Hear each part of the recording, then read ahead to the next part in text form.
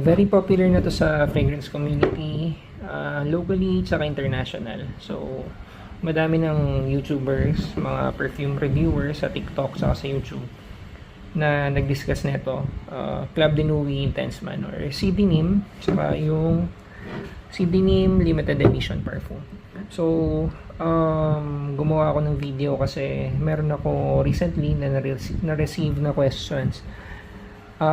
Particularly dun sa sa shop, sa Decant shop natin, yung Pocket Sense PH. Meron kasi tayong CD Nim EDP. Meron din tayo nung limited edition perfume, pero wala tayo nung EDP. So, may nagtatanong bakit. So, ako, reason ko, before pa ako magbenta online ng pabango. Yung CD Nim, isa sa mga pinakauna kong Middle Eastern perfumes. So, very happy ako dito.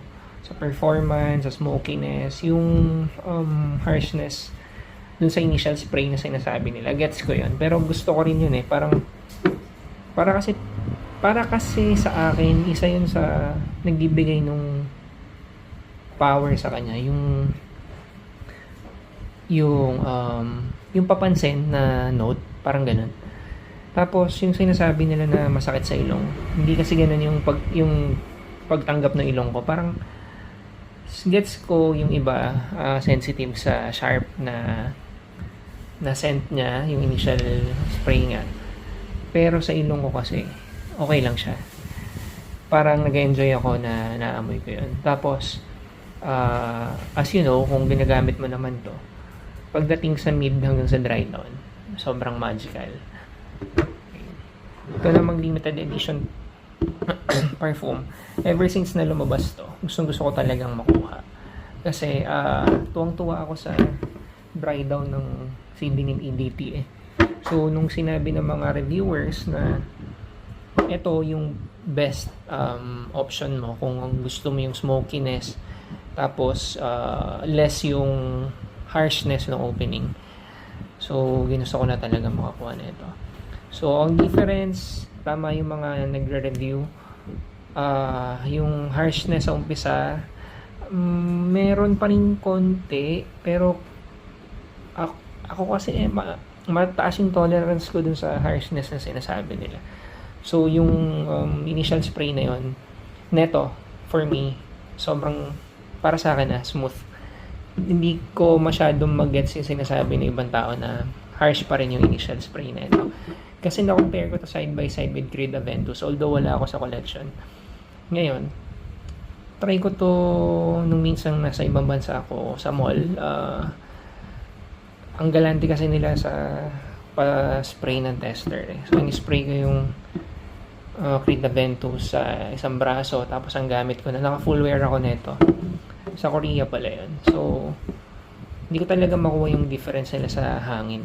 Siguro, mag-gets mo yung difference kapag inamoy mo diretso sa skin. Pero, di ba hindi mo naman yung normally ginagawa. At saka kung nagpapabango ka, yung mga nakakasalubong mo, hindi naman din diretso yung ilong sa skin mo para amoy nila yung scent.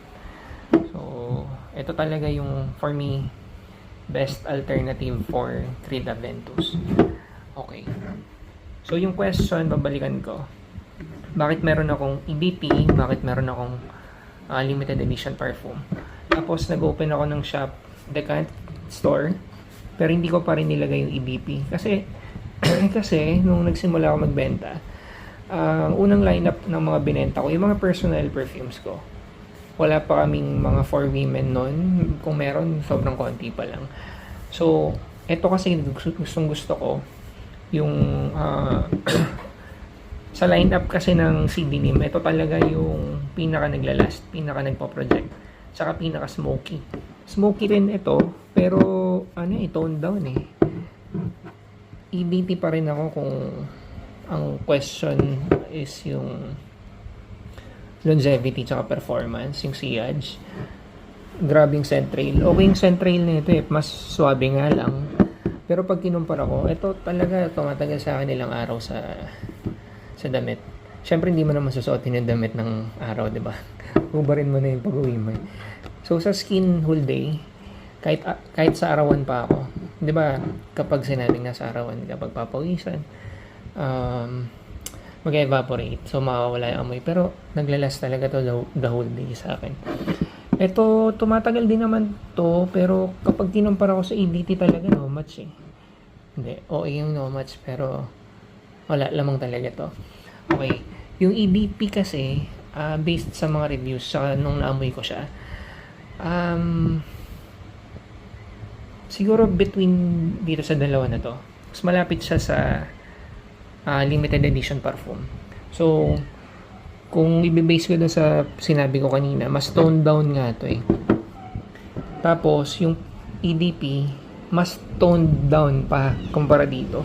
Sa EDP, hindi ko makuha yung smokiness. Ang nakukuha ko sa EDP, sa initial spray, wala yung harshness. So, kung gusto mo yung scent DNA na wala yung harsh opening, EDP, okay. Pero kung gusto mo yung smokiness, itong dalawa lang pagpipilian mo. Parang hindi ko talaga makuha yung smokiness doon sa EDP. After pagkadating sa mid hanggang sa dry down, parang lamang yung fruity, tapos may nakukuha akong floral. So hindi ko siya masyado na-enjoy. Parang hindi ko nakita yung sarili ko na gagamitin ko siya. Yun. So kung ito kasi pang ano bang term nila doon? Pangharabas. Ito is pangharabas na masosyal. Ginamit ko nga itong wedding scent eh. Nilayer ko lang sa hawas. Ayun, naputol yung video. So, ginamit ko tong wedding scent, nilayer ko lang sa hawas. Yun. Sobrang okay siya. So, yun yung reason kung bakit walang EDP sa shop. Iniisip ko mag-add, pero parang hindi pa rin ako sigurado. Hindi pa rin ako sold. Kapag may nagtatanong kasi sa aking customer tungkol dito, simple lang yung sagot ko eh. Kapag gusto mo ng smoky, kapag gusto mo ng mas performing, pag mas long lasting, ito talaga. Tapos mas mura pa siya. Pag gusto mo ng pinakamalapit doon sa Creed Aventus, ito. Tapos depende sa budget nila kasi mas pricey to ng konti. Siguro recommend ko ba EDP? Recommend ko lang EDP kung gusto mo to, pero natatapangan ka pa rin dito. Parang masyado talagang mahina para sa akin. Pero tingnan natin kung i-add namin sa shop. Anyway, yun lang. Siguro ulitin ko na lang. Itong CD ng EDT, nung una ko ito nakuha, may mga rumors pa noon online sa international frag communities. Yung mga made in France daw, mas mahina kaysa sa mga made in UAE.